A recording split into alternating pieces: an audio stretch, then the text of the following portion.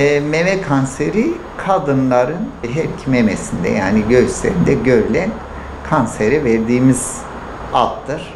Yani bu meme kanseri kadınlarla beraber anılır. Erkeklerde çok çok nadirdir.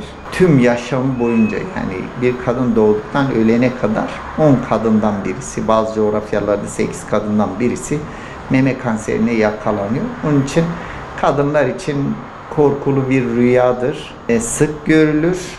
Yani son zamanlardaki teknolojik, ilaçsal gelişmelerin sayesinde daha iyi mücadele ediyoruz. Ama sık görülen yani devletlerin ulusal bazda mücadele etmeye çalıştığı önemli bir sorun.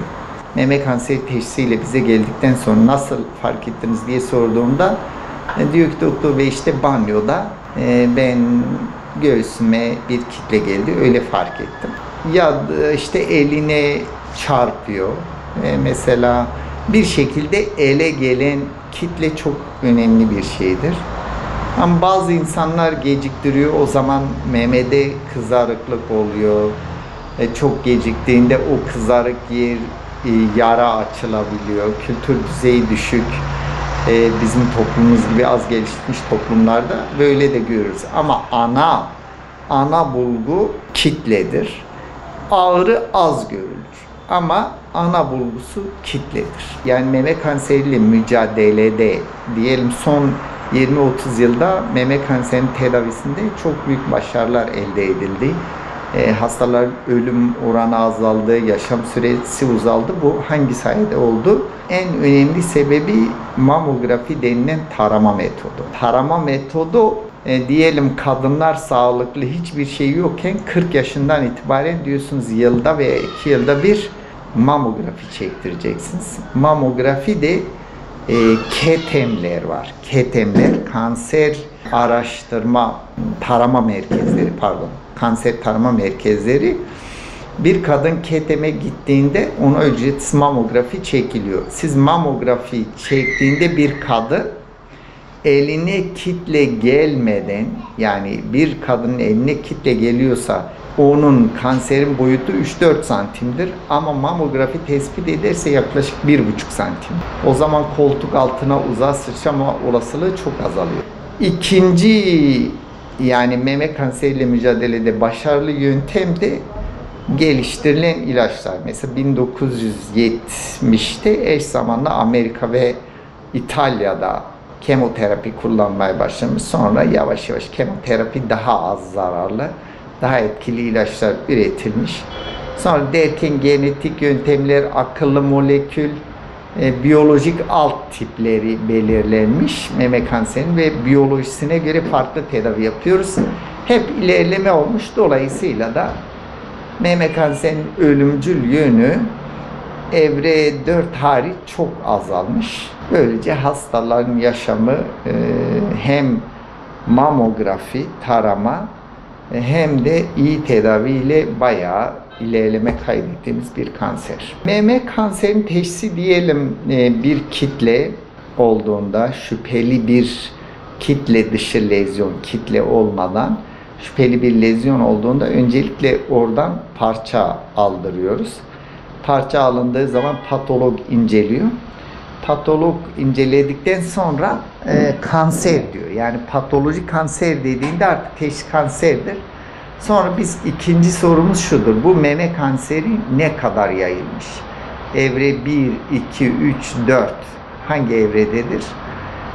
Evresini de belirledikten sonra 3 birim meme kanserine bakar. Bir cerrah ameliyatçı, bizim gibi medikal onkolog, bizde işte kemoterapi, immünoterapi, akıllı molekül yönetimini yapıyoruz. Bir de radyasyon onkoloğu var, o da ışın terapisi yapıyor. Bu 3 departman böyle meme kanseri ile ilgileniyor. Tüm kanserlerle tabii. Sonra biz evreyi belirledikten sonra işte bu 3 departman doktorlarıyla tartışıyoruz. Hangi yöntemi önce uygulayalım? Ama mesela sadece çok küçük bir tümör sadece ameliyat da olabilir. Ama çoğunlukla %90'ı genelde kemoterapi, akıllı molekül ameliyat Yani ameliyat artı bizim yani tıbbi onkolojik yöntemlere ihtiyaç duyarlar. Daha az bir kısmı da yine çok önemli bir tedavi olan radyoterapi. Yani bir kısmı hem ameliyat hem kemoterapi akıllı molekül hem de radyoterapiye ihtiyaç duyar. Daha azı da sadece ameliyat, kemoterapi akıllı moleküle ihtiyaç duyar. Meme kanserinin oluşumunda en önemli faktör östrojen hormonudur. Östrojen hormonu da kadınların her iki yumurtalığından çıkan adetlerine de sebep olan bir hormondur. Her iki yumurtalıktan çıkar. İşte rahim hücrelerini çoğaltır. Memede de o süt kanal hücrelerini de etkiliyor. Östrojenin etkisiyle belli insanlarda kanser çıkıyor. Yani en önemli şey kadının doğal biyolojisidir. Ancak tek başına bu yeterli olmuyor. Mesela çocuk sahibi olmak meme kanserinden biraz koruyucudur, koruyor. Hiç çocuk sahibi olmayanlar daha çok risk altında. Mesela bazı meme kanser alt tipleri %15'i östrojenden bağımsızdır. Farklı mekanizmalarla oluşuyor. Ama kabaca halkın anladığı dilden konuşursak en önemli sebep östrojen, biraz kilolu olmak, yağ ve şekerden zengin beslenmek, hareketsiz olmak risk faktörleridir. Tabii süt vermemek, çocuk sahibi olmamak da diğer risk faktörüdür. Bir kısmında da mesela diyelim aile içinde doğuştan daha çocuk anne rahmine sperm ve ovum birleşirken bir gen kusuru var. O çocuk annesinden doğduğunda meme kanserine yatkındır. %10 hasta böyledir. Ama çoğu insan ileriki yaşamında işte belli beslenme, yaşam felsefesi nedeniyle mesela şehirleşme, hantal bir yaşam, kilolu olmak ve östrojene maruz kalmak riski daha da arttırıyor. Çünkü şehirleşen ve gelişmiş toplumlarda daha sık görülüyor. Ama fakir toplumlarda yine sık ama daha azdır. Yani kaloriyle biraz ilişkisi var, şehirleşmesiyle ilişkisi var. Ama çoğunda yani %85'inde de östrojenin etkisi ve bunlarla gelişebiliyor.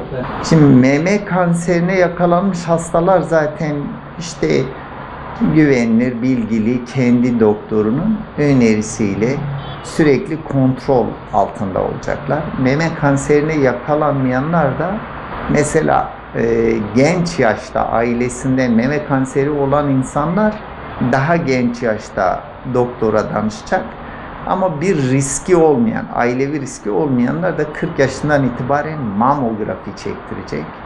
Yani tarama testlerine tabi olacaklar ki eğer bir şey olursa erken yakalanabilsin. Bunun için de KTM'lerden, kanser tarama merkezlerinden faydalanabilirler. Yani tarama testlerinin önemini bilelim, unutmayalım. Yaşamı da güzel ve sağlıklı yaşayalım. İşte o spor, sebze, meyveden zengin, kilosuz bir spor bilinçlendirme kültürü yok. Bu belki medya aracılığıyla işte belediye başkanları, valilik falan herkesi ilgilendiren bir konu.